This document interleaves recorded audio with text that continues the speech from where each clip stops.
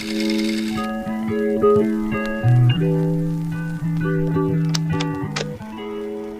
right, before we jump into today's message, let me catch you up real quick on everything that's happened thus far in First Kings chapter 17 because it's been a lot. So Elijah shows up, he's bold and obedient. He delivers the word of God that there's about to be a drought, no rain, no dew, nothing, right? Then God sends him to a brook. Ravens feed him like literal birds, bring him bread and meat, and then he gets water from the brook. So he's good for a while, cared for, sustained. But then the brook dries up. So then God says, I prepare a widow to take care of you in Zarephath. So Elijah goes, and when he gets there, the widow is about to she's down to her last bit of oil and flour.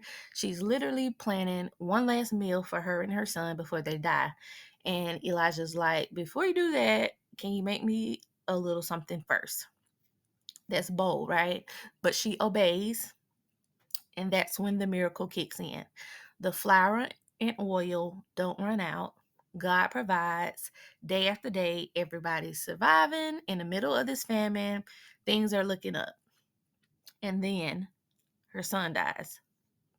After all that, after the obedience, after the provision, the miracle, now she's losing the one thing she has left. So, what do you do when the miracle God gave you suddenly stops breathing, right? When something that you thought was finally stable starts to fall apart? That's what we're digging into today. All right, so the widow literally says to Elijah, what do you have against me? Did you come here to remind me of my sin and kill my son? Because that's what we do sometimes, right? When something goes wrong, we start looking backwards, looking for someone to blame, sometimes even blaming ourselves, wondering, did I do something wrong? Did I mess up? But this wasn't about judgment. This was about God showing her that he's not just the God who sustains you. He's the God who can resurrect what looks completely gone. So no, you didn't mess up. It's not over. The story is just shifting. So Elijah doesn't just pray once and walk away. He doesn't give her some quick encouragement and move on. No, he takes the boy to the room, lays him on the bed, and stretches over him 3 times. That word stretch kind of hit different because sometimes you already obeyed, you already sacrificed, you already trusted, and God still calls you to stretch one more time. You prayed once, now go pray, now go deeper, right? You believe yesterday, believe again today. You're not just done because it's hard. Faith isn't always about comfort. Sometimes it's about persistence. So after Elijah prays, the boy comes back to life, and listen to what the widow says. Now I know that you are a man of God and that the word of the Lord from your mouth is the truth. Now I know. Not when the oil kept flowing, not when they didn't go hungry, but now, after the resurrection, she saw the full picture.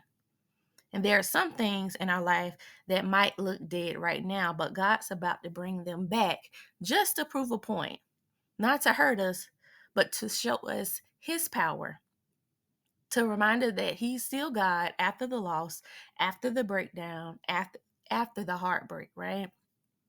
So maybe your miracle died. Maybe what you thought was going to last didn't. But God didn't change his mind about you. And you're not going to walk out of this season empty. You're going to walk out with a testimony because this isn't the end. This is just the moment where God shows you that he's more than a provider. He's the one who brings dead things back to life. All right, that's it for today's video. Don't forget to subscribe and make sure you come back for part 5.